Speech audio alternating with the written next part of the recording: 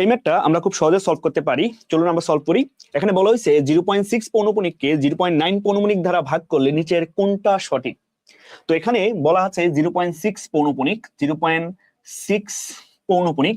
তো আমরা পৌনপুণিক ভাঙানো খুব সহজ একটা টেকনিক জানি, সেটা কি? সেটা হচ্ছে যে পৌনপুণিকের জন্য হচ্ছে এক ঘরের জন্য আমরা একটা 9 ইউজ করি বা 9 ইউজ করি, 9 ইউজ করি, আর নিচে হচ্ছে উপর হচ্ছে থাকবে শুধু সেই পূর্ণ সংখ্যা 6।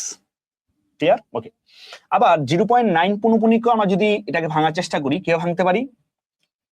যে পৌনপুণিকের জন্য একটা 9 আর উপরে একটাই সংখ্যা আছে 9, তো 9 কে 9 দ্বারা ভাগ করলে কিন্তু আসলে কত আসলো? 1 আসলো। তো এখন আমাকে বলা হয়েছে এই 0.6 পৌনপুণিককে 0.9 পৌনপুণিক দ্বারা ভাগ করার জন্য, তো আমরা ভাগ করি। তো 0.6 পৌনপুণিক ডিভাইডেড বাই 0.9 পৌনপুণিক।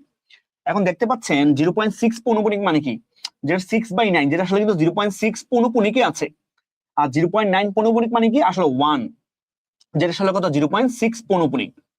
0.6 পৌনপুণিক আগেরটা আসছে, তার মানে 0.9 পৌনপুণিক তো শুধু 1।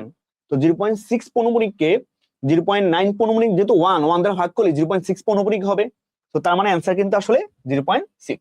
তো এই ম্যাথগুলো কিন্তু আপনি ম্যাথ না করেও খুব সহজেই মুখে মুখে সলভ করে ফেলতে পারেন। আশা করি ভিডিওটি ভালো লেগেছে। যদি ভিডিওটি ভালো লেগে থাকে পেজটিকে ফলো দিয়ে পাশে থাকবেন। ধন্যবাদ সবাইকে।